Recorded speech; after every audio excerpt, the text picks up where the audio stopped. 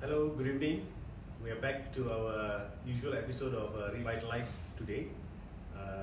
And today we are very fortunate and very honored to have with us consultant cardiologist Dato Dr Simon Lo from GMC. Good evening, Dato. Very nice to have you here today on the show. Good evening. Yeah. And good evening, everybody. So we are into our second week of our MCO. So I'm sure a lot of our viewers probably will be at home, usually having your cup of tea, and hopefully we can fill besides your tummy, probably we can fill your minds with a concept on obesity and related heart diseases. As we know, a healthy heart is an important component for our day-to-day living, and at this moment, obesity is the number one epidemic that is affecting a lot of countries in this region, especially Malaysia. And a lot of it has to do with lifestyle. So today, Dato will be telling us about the lifestyle issues related with heart diseases and so on. So Dato, coming to this point, is it true that heart diseases is the number one cause of all causes of death in our country actually? Yes. Heart disease is no doubt the number one cause of death, in most developed countries, and including Malaysia. Okay. In Malaysia itself, we have about 26,000 people die of a heart attack every year. Wow. And that constitutes about 25% of the total death of Malaysia. So heart disease is truly number one cause of death in Malaysia. Totally. And just divert a little bit. Yeah, sure. Now is the MCO time, and it's probably the best time to talk about obesity, And with 1 month of MCO, I think most of us will put on some weight since we're not allowed to go out to exercise at all, or you'll be arrested. Actually, you're right, Dato, because even for me also, I think I probably put on 1 or 2 kilos because I missed out my exercise routine. Absolutely, yeah. So I think it's extremely important we look after our diet, and we can still find exercise to do, even at home or around our house compound. And Dato, what is the reason that obesity contributes to heart diseases? What could be the possible? Obesity is associated with a lot of other problems, and some of these problems are called the risk factors for cardiac disease, heart disease. Okay, and you probably know that obesity itself contributes towards the incidence of hypertension, diabetes, hypercholesterolemia, and unfortunately, these are the major risk factors for coronary artery disease. And therefore, obesity, yes, directly or indirectly, can cause or is associated with coronary artery disease or heart disease. Okay, thank you, Dato. As usual, we have our viewers here with us today. And hi Evelyn, nice to see you. Our regular people on our chat group and so on. So probably I always welcome our viewers to actually send in your questions, and I'll probably forward them to Dato for him to answer and to get his opinion. Yeah, not too many lah. Maybe go back and do exercise later. Hi Sharon, glad to see you as well. Okay, Dato.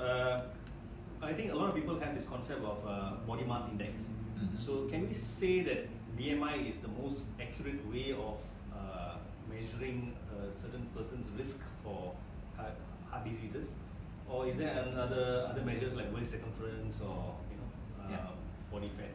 Yeah, composition? I think body mass index is certainly not the best parameter to use as a predictor for heart disease and so on. Body mass index has been around for many years, probably half a century or more, but body mass index only takes into account your height and your weight and nothing else. Okay, but we have lean meat, lean muscle, we have bone mass. Our body composition contains not just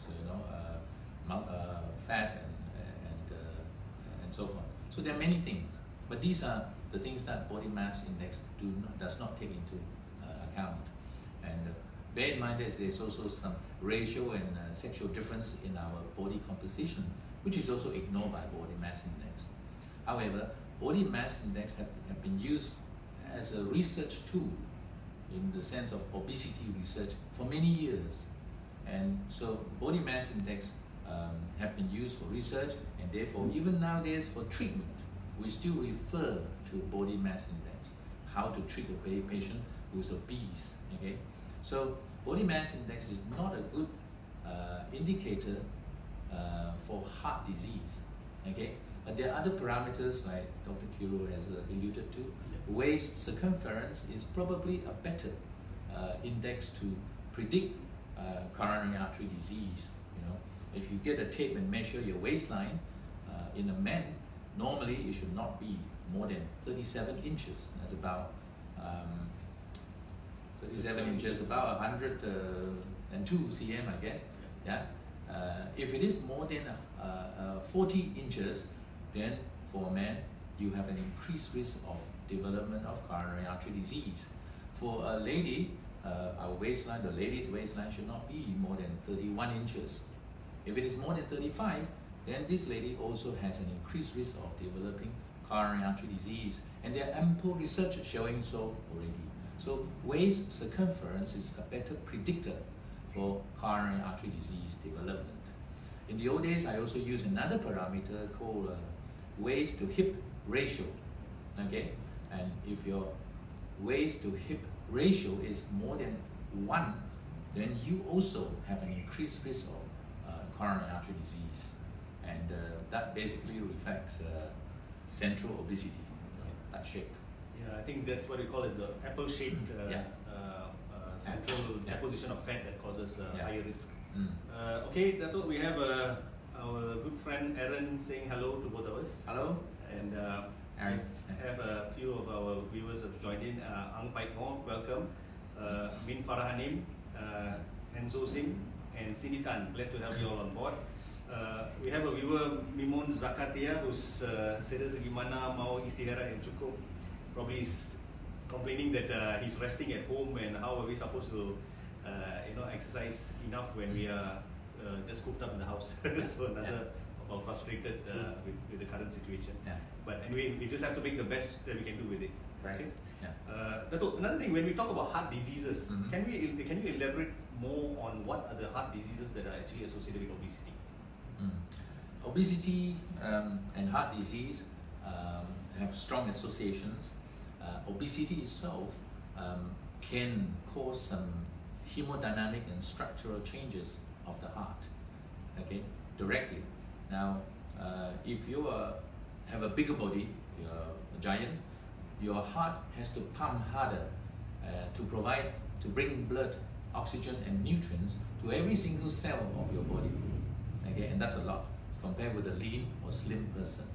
So that extra hard work that the heart has to do will put a strain to the heart, and that extra 100,000 times a day strain will eventually cause some muscles of the heart to become tired, exhaustion. Okay. In addition, there is also those structural changes, and if you just imagine each time when the heart has to pump harder, okay, that is what we call the stroke volume of the heart. So each time when the heart pumps, a bit more blood comes out, and that eventually will lead to a little bit of a higher blood pressure of the patient. And so in obese patients, their blood pressure is usually a little bit on the borderline higher side. And this high blood pressure can result in some structural change in the muscle cells of the heart.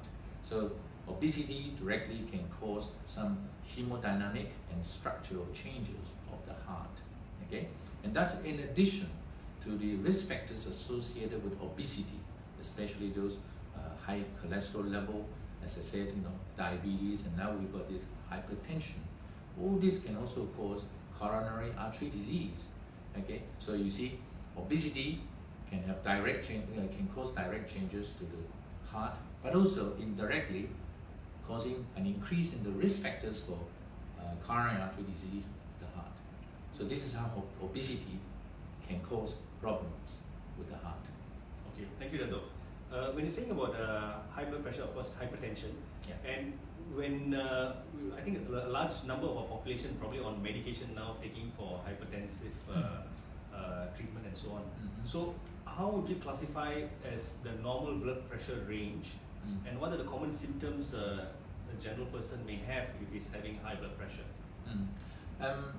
If someone has hypertension or high blood pressure and is mild or just low, as I said, mild hypertension, there may not be any symptoms at all. The patient just don't know it. And we know from epidemiological studies that half the patients who actually have hypertension don't know they have hypertension until they come to hospital with a cardiac problem or a cerebral or stroke problem, then find out that they have hypertension.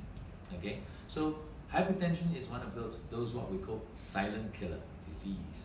Okay, and a normal blood pressure means your what we call the systolic, the top reading is less than 120 millimeter of mercury.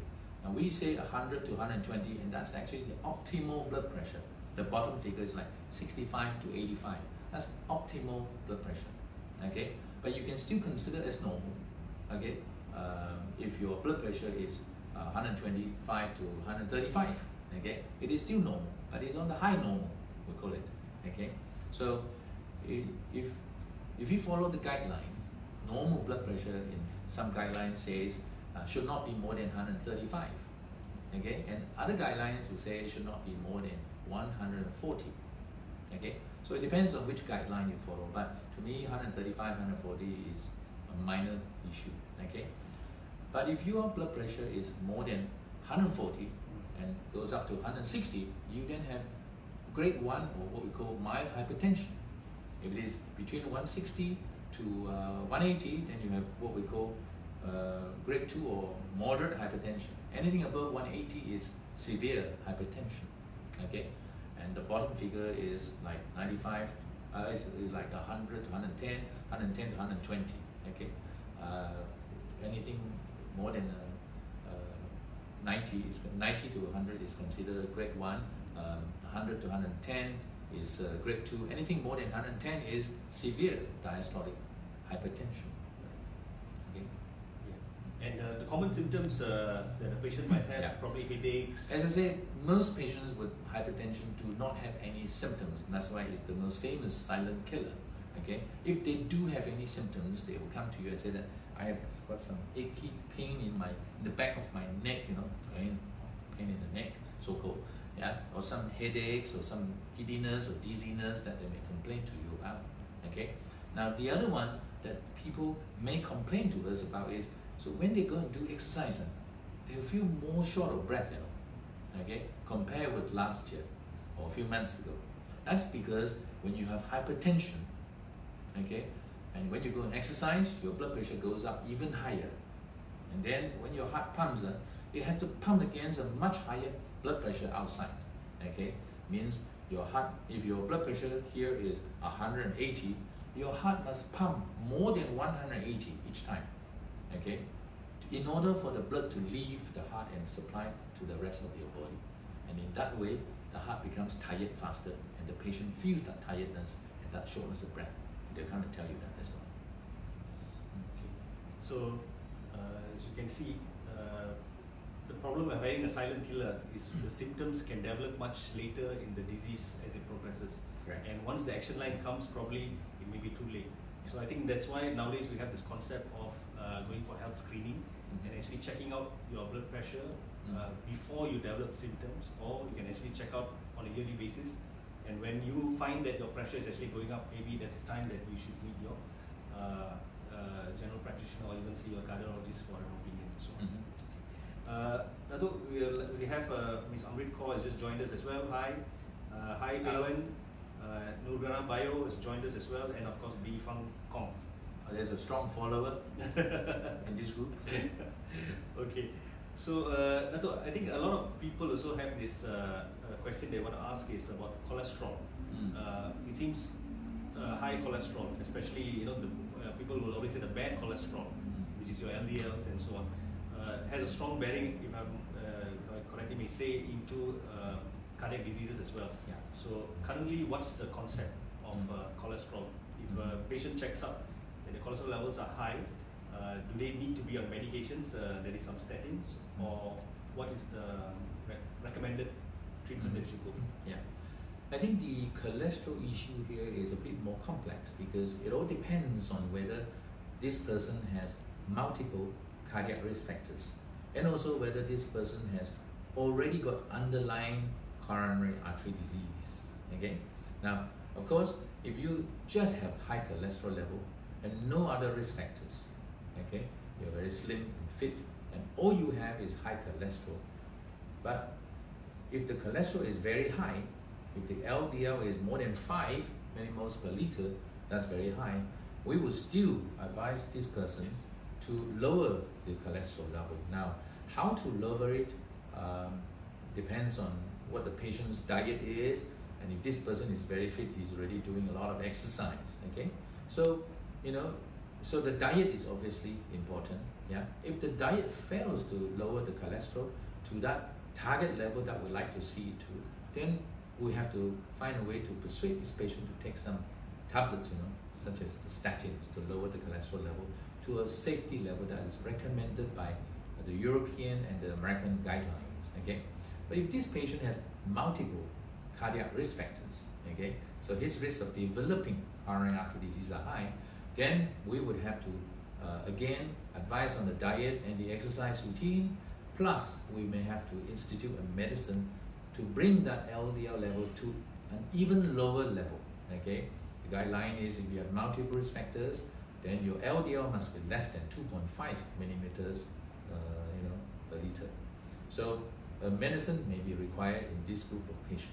Okay, now if you have some risk factors, maybe even 1 or 2, but you already have underlying coronary artery disease detected by CT scan or previously had a small heart attack and that sort of things, then your LDL level must be brought down by a minimum of 50% from the baseline, or it should be lower than 1.8 millimoles per liter.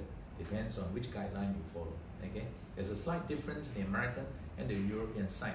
Okay, the American side now says that 1.4.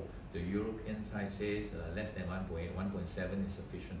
But again, as I said, you just bring it down to less than 1.8 or 1.7 is already enough. Okay, this disagreement between those big associations, let them fight it out. Okay, we have a patient to look after. We want to look after this patient, not all this American Association and European. Okay, so it is important that when you look at cholesterol level, LDL especially, you have to categorize the patients into different categories and then treat them appropriately using the appropriate drugs plus the lifestyle modifications. I think well put, Dato. I think that is Dato has made it very, very clear. A patient who is treated for cardiac diseases, heart disease and so on is very, very individualized. It's not very straightforward where your cholesterol is high and you just start on medications just like that. So that's the reason why some patients probably will not be on medication, because your risk factors probably will be low. And some patients, because of family history and so on, probably they will be on medications early on in their lives. Dato, another question regarding family history. I think currently, because we're looking at obesity, probably the pandemic started in the 80s and probably it's mushrooming or it's peaking at this moment. So unless we have intervention strategies and so on, I think we're going to expect the problem to continue soaring. But what's your opinion on family history? Is there a role or is there a problem that we should be addressing in terms of family history? I think in every types of disease, I think family history is always a contributing factor. I remember a long time ago when I first entered cardiology, there was some statistical modeling to say that the family history of coronary artery disease, especially those early deaths and certain cardiac deaths patients, the parents or father or mother die at the age of 50 or 45, okay, the statistical model was that this sort of patients, the offspring, the children who develop coronary artery disease, okay, and the risk of them developing coronary artery disease are obviously higher, and the family history contributed about 30% of their risk. So the family history becomes very important, okay, in the development of coronary artery disease in their offsprings. But unfortunately, family history is something that we can't do anything about. Okay, you can't change your father or mother, even though you can stay in the room all day, still the same parents when you come out. Yeah. Okay, and I have to say, obesity is also the same. The genes are so important in determining obesity.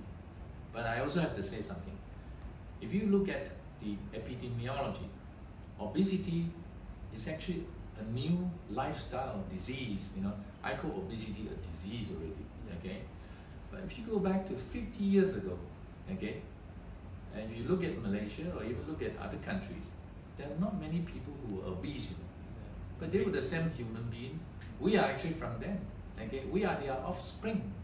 So our genes haven't really changed, but something else have changed to cause this obesity. Okay, and that's the lifestyle changes of the new generations. Okay, if I have to go further, I would tell you our diet has changed. Our lifestyle in terms of exercise and technology have changed. Okay, technology is good, but there's also bad things in it. Okay, nowadays we watch TV, we just use a remote control. We don't even have to stand up, to change a channel. And nowadays there are hundreds of channels. In my old days, when I remember in my young days, first have a TV, I have to get up, physically go to the TV and press channel 1 and 2 and 3. So there's a bit of exercise even when you're watching TV. Okay, in my young days, I have to do bicycling to the school and so forth. And now the parents brings you there, and then the parents go shopping, and then the most exercise they'll do is shopping, of course. But the walking is where? From the car park to the shopping door. So very little exercise already. So that is improvement in industrialization in technology, and that has resulted in less exercise. Okay, of course our diet contributes a huge amount. I mean, in Penang, it's not easy to change your dietary habits because food is everywhere. There's so many hawker centers. Okay? It's easily accessible, it's cheap. The worst thing is, it's damn good.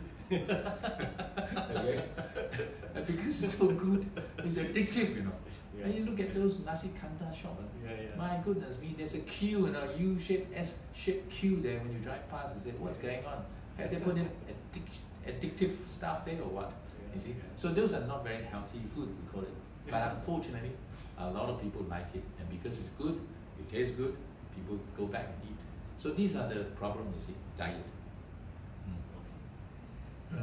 Dato, another question. Okay, if let's say we talk about heart diseases, a lot of our viewers probably have heard of when doctors diagnose with ischemic heart disease, what you elucidated earlier, whereby the heart, a certain part of the heart doesn't have a blood supply because of clots and so on. Maybe you'd like to elaborate more on that. The word ischemic heart disease, ischemia means lack of oxygen. Okay, and then we have the other word called coronary artery disease. Coronary artery disease means blockages of the arteries in the heart. In fact, these two terms are used synonymously. They're almost the same. You got blocked artery, therefore you don't have enough oxygen supply to the muscles of the heart. So the two things are about the same. Okay, and if you have ischemic heart disease, of course you will have symptoms. You might have chest tightness. That's the angina. When you exercise, when you do things. So when you do exercise, your demand for oxygen goes up. Okay, so the supply must also go up. But if you got blocked arteries of the heart, then your supply, okay, is limited by the blockage, and therefore the supply cannot cope with the demand. And what is that demand? Oxygen. Blood contains oxygen. The demand is oxygen, and when you don't have enough oxygen in the heart muscles, the heart muscle will tell you so by giving you a tightness or pain on the chest. And then when you reduce the demand, that is to say, when you slow down your exercise or stop, after a few minutes, the discomfort or the chest tightness will go away. Okay, it will disappear. That is angina. That's what we call classic textbook angina. Okay, so that is one of them. But that is stable angina. But there are sometimes when the blockage is so bad that you don't even have to do much exercise. You just sit down there or you watch TV a bit excited, then you get chest discomfort. Now that is unstable angina, because that means you don't have to do much, and you're already getting angina. That means your blockage is quite critical already. So that's unstable angina.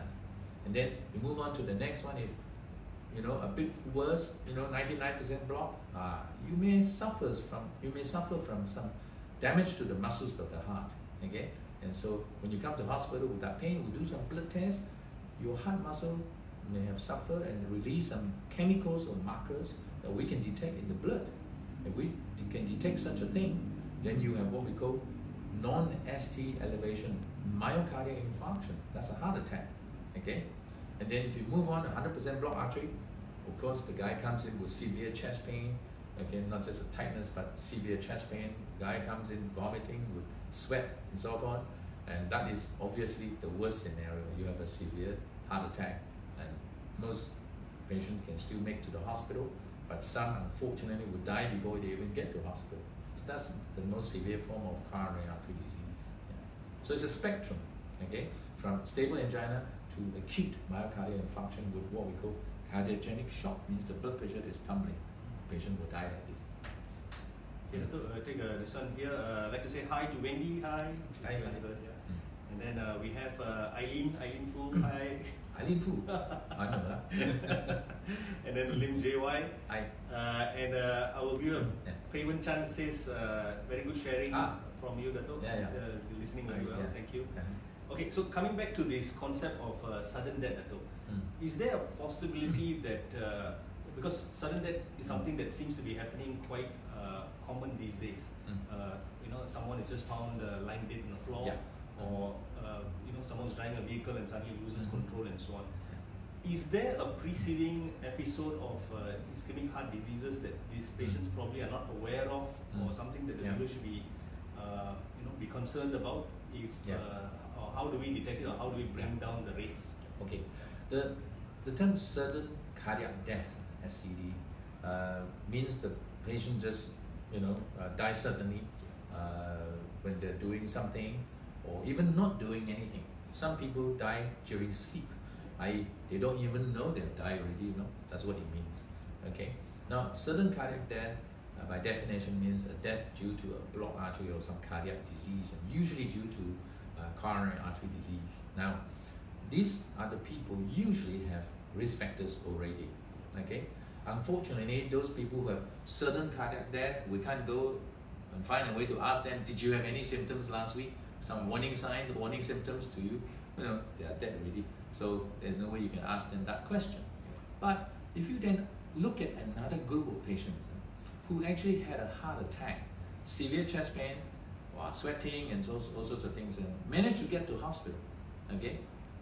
First time you ask them, is this your first time having this chest pain? They said, yes, this is the first time I'm having this chest pain. Luckily, they're still alive, because the sudden cardiac death means their first time having chest pain, and they die. Okay, so that's it. But this one came to hospital, and they'll tell you, or you can ask them, is this the first time you're having this severe chest pain? They say, yes, the first time, doctor. And am I having a heart attack? I say, of course you're having a heart attack. Okay, yeah, all the changes are there.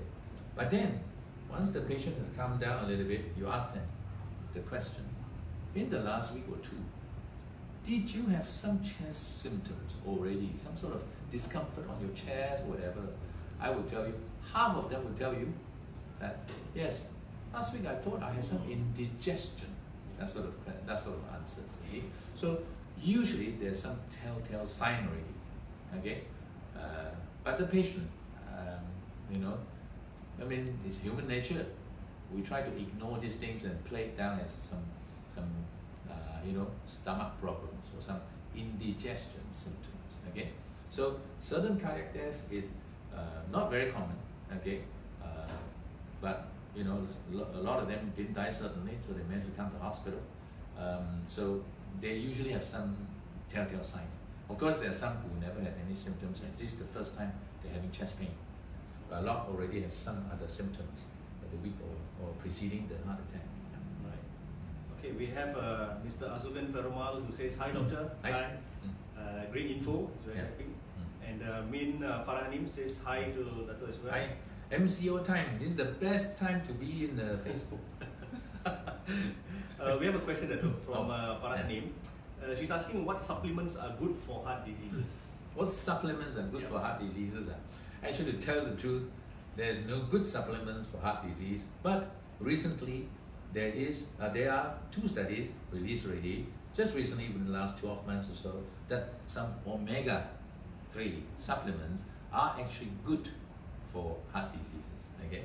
But it has to be, if you want to take, you have to take this type of omega. There's so many types of omega being sold in the pharmacy, but there are certain omega which may be better than another omega, okay?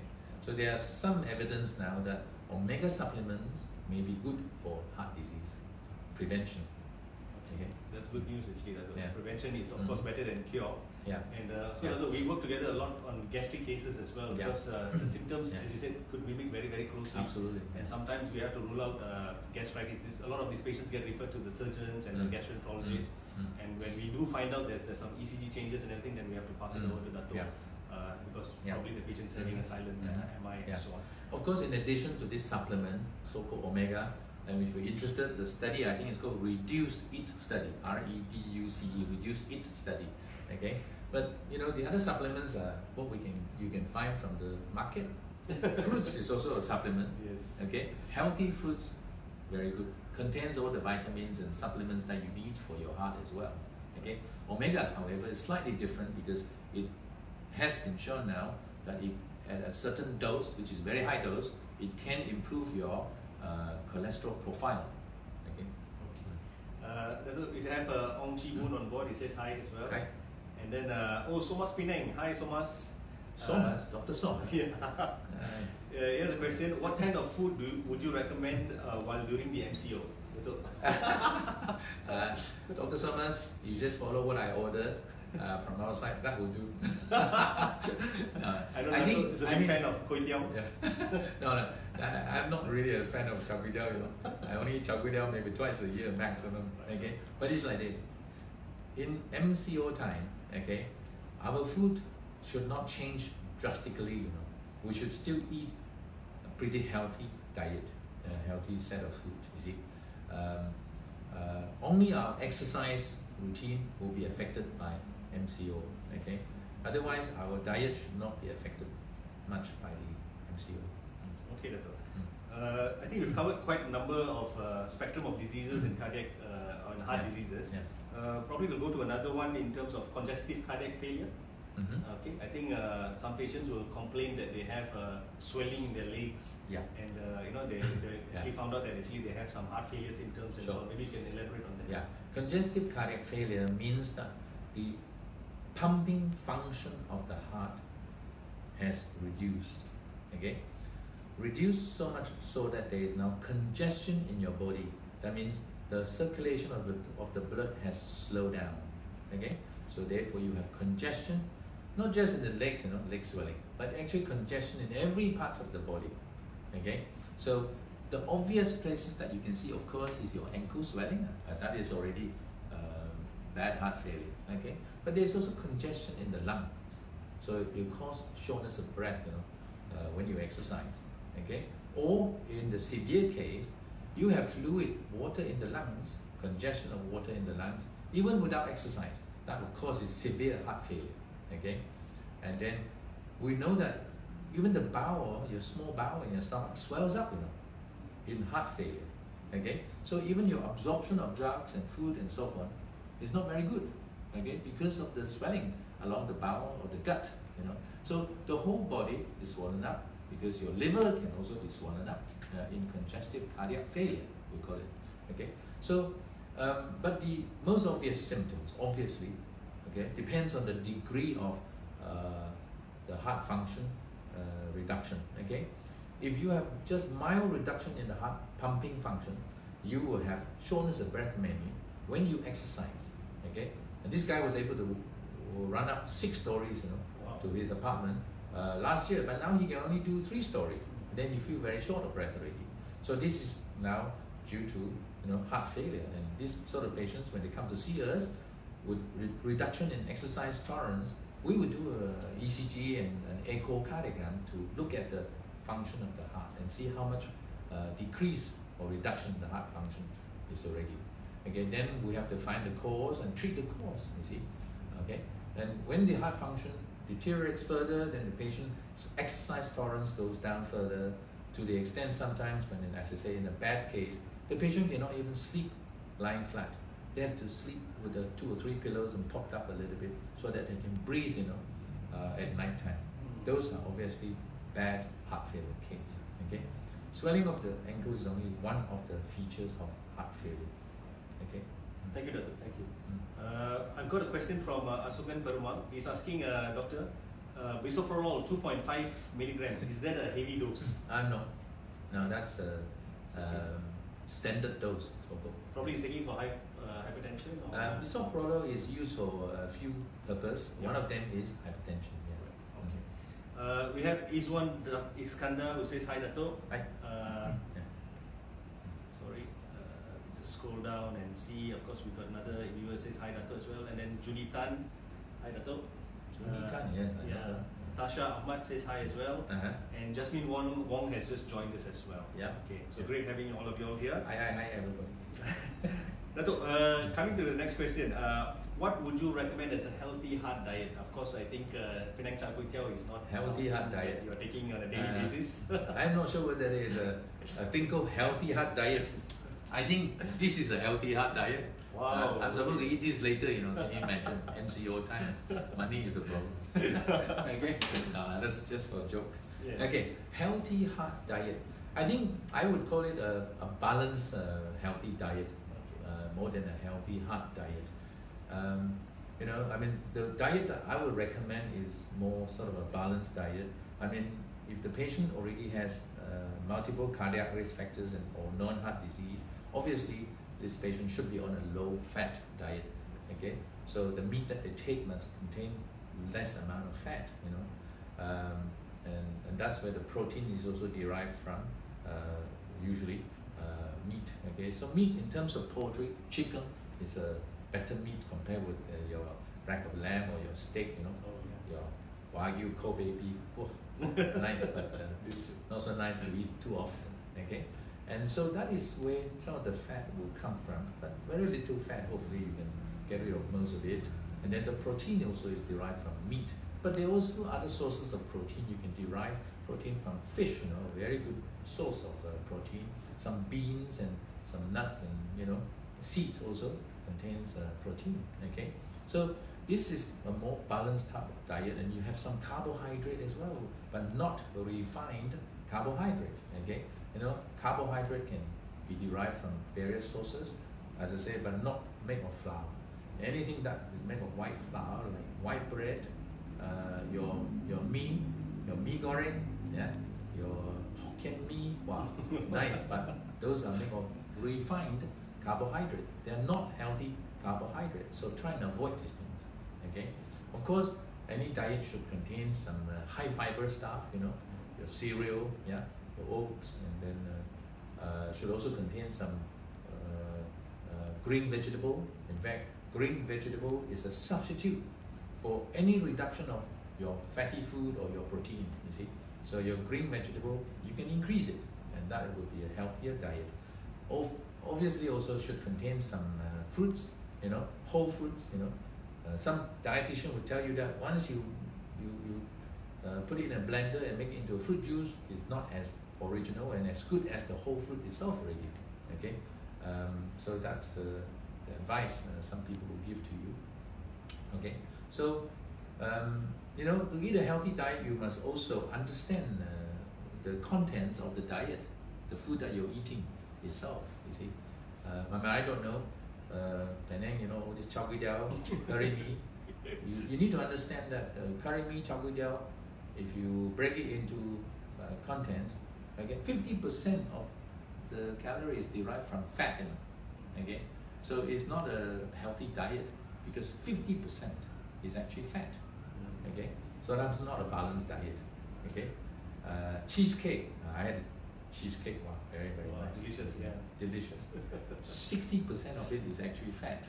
Okay, so those Indian guys and Mama guys, roti canai, 40% is fat. You see, so even having a cheeseburger is already 40% fat. You see?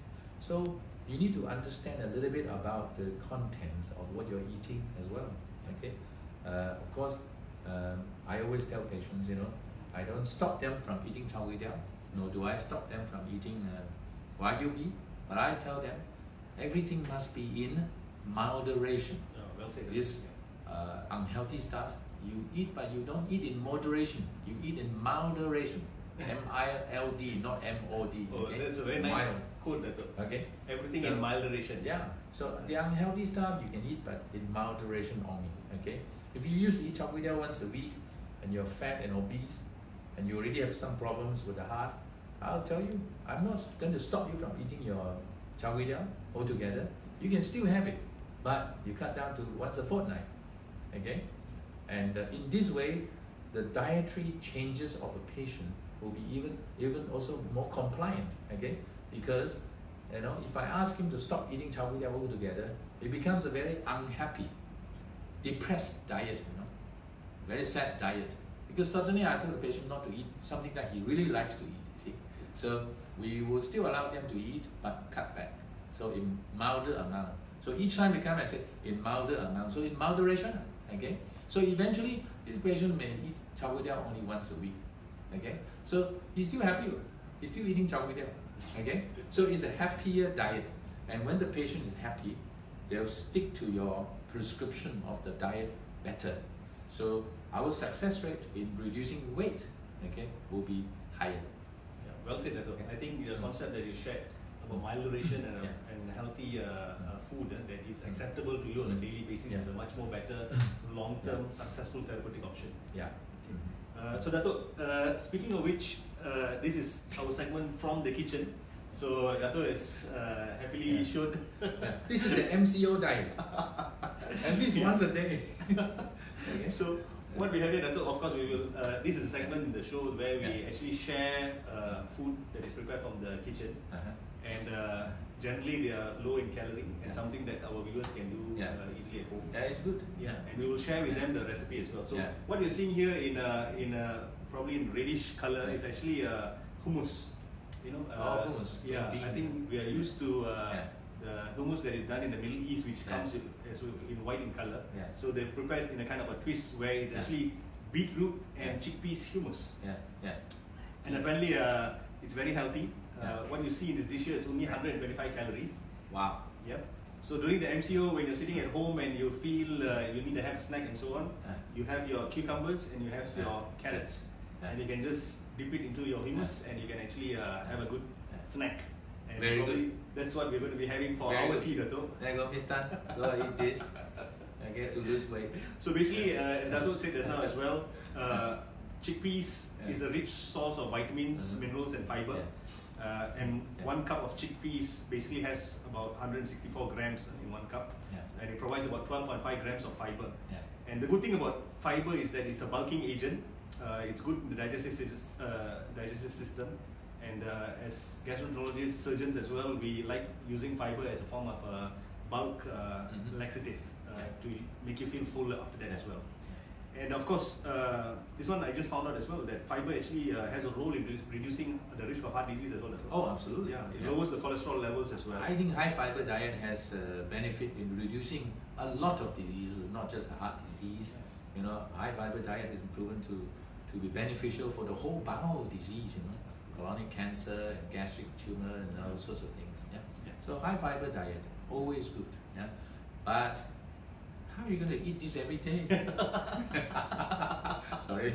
No, it's true, I also agree, because something has to be palatable, so maybe our viewers, not everyone will enjoy eating fruits, but I don't think Dr. Kiru is trying to advocate you eating this once a day, but I think if you can cope with this 3 times a week, I think you're doing damn well. Yeah. And the other thing about beetroot as well, it's very rich in vitamin C, folate, magnesium, and of course in fiber as well. And for our tea, Dato, we actually have soy milk. Which this is soy milk. Yeah, which I bought for Dato as well. Thank you very much. Yeah. So soy milk apparently is very rich because it contains no cholesterol. Nice. And it's low in saturated fat. And no sugar. It's a good source of calcium, iron, zinc, and vitamin B. Correct. So for viewers, you'll get the full recipe of how to prepare the beetroot hummus available on our webpage later on. Oh, good. And we will share with you as well the nutritional benefits. Those are for you only. Okay, Dato. Ui Ling Ling says hi, Dato, again. Ui Ling Ling, I think I know the name. Yes. Mm-hmm. And then we have, sorry. Yeah, then we have Judy Tan. Tasha Hamad says hi, Dato. I think hello. also, yeah. Yeah.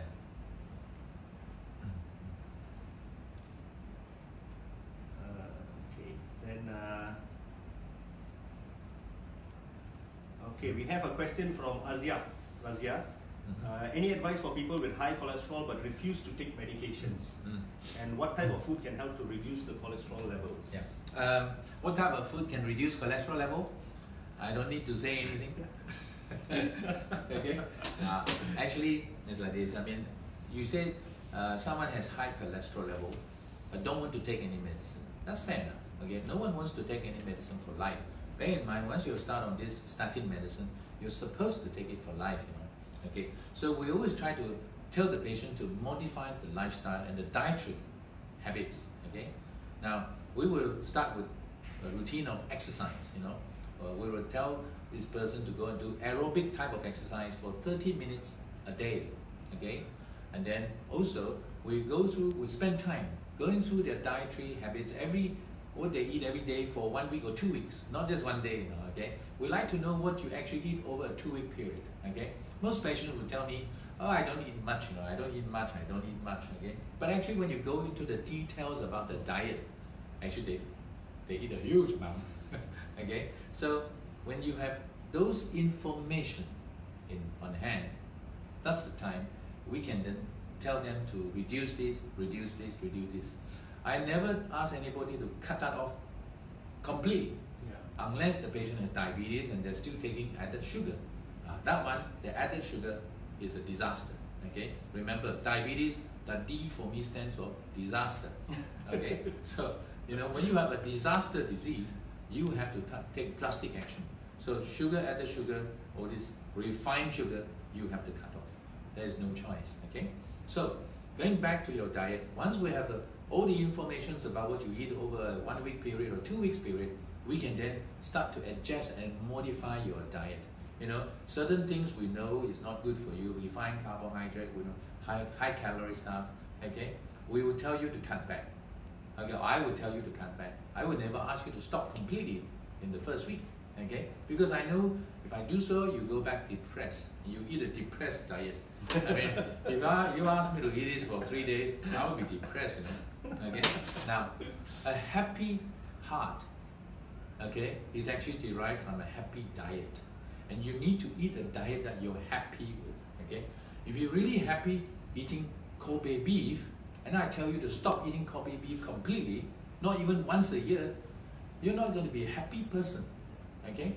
Whereas, if I manage to eat Kobe beef twice a year, I'm very happy, okay? I know it's not a healthy piece of meat, but I look forward to eat this twice a year.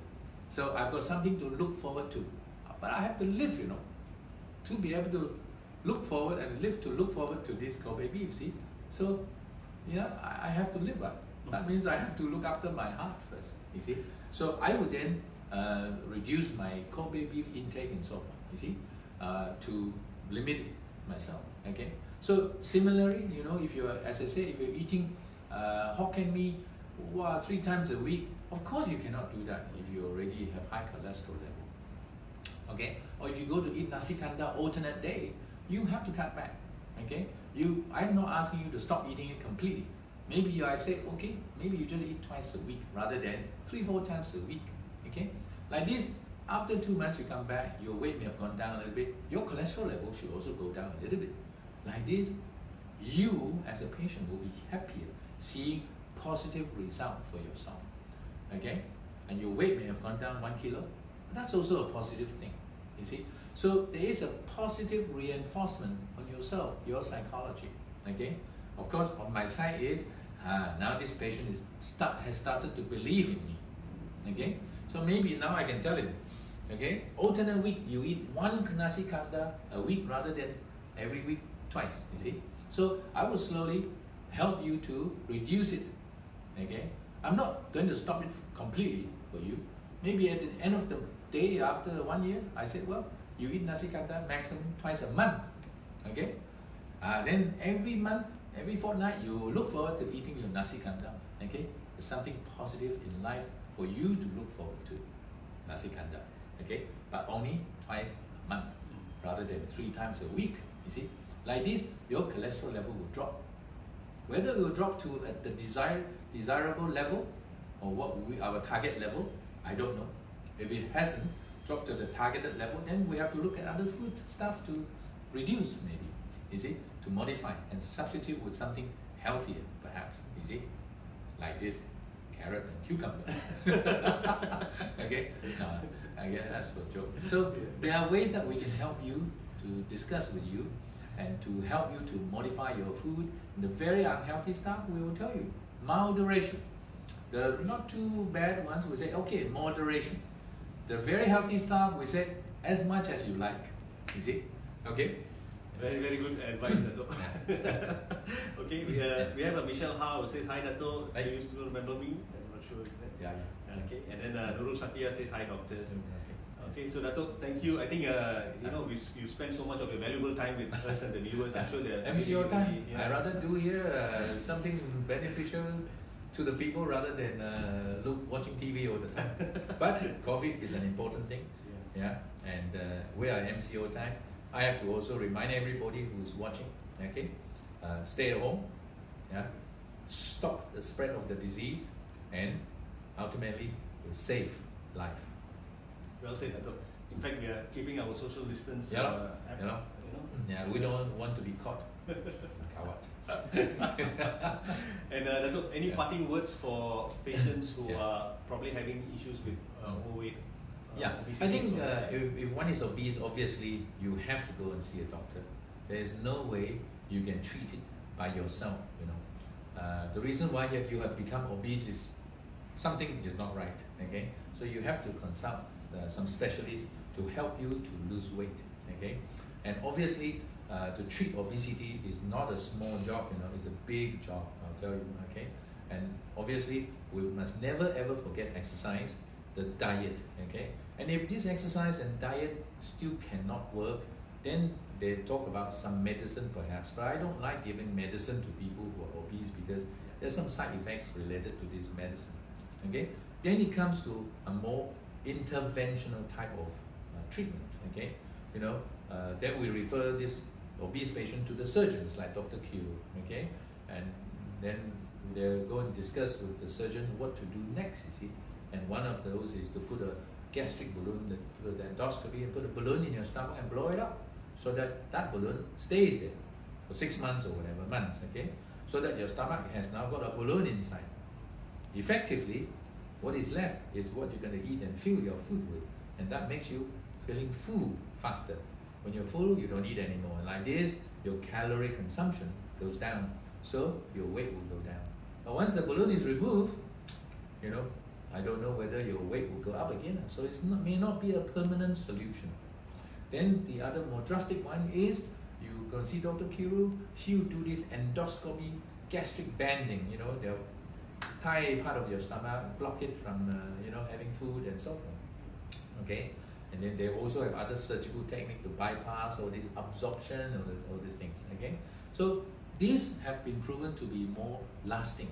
Okay, but actually the most important thing about obesity treatment, okay, and that your weight goes down by 20 kilos or 20 kilos is what?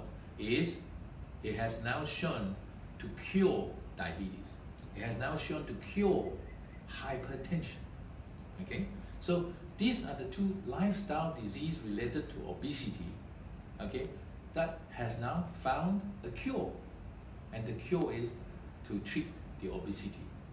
Okay, so that is the good news about treating obesity. Okay. Well said, Dato. I think we're really fortunate to have you with us today. And with that, I think the viewers as well, Mr. Ong also said great sharing, Dato. And Azir Razia has shared some of this one as well. Great sharing as well. With that, thank you very much, Dato. Of course, part of our MCO this one, thank you. What we do this? Oh, yeah. Or we can do our legs or feet also. Okay, have a great week ahead, and we still have another 2 more weeks to go. Have a great 2 weeks ahead, lockdown. Okay, you can do lots of exercise in your house and inside your house compound. You know, just get your skipping rope out. Great Go and skip advice. 200 times a day. Yeah. Okay, all those pharma reps who text me and all these things. Okay, go and do your skipping. Okay, all the best, everyone. Have a good Okay. week, and stay safe and take care. Okay, bye bye.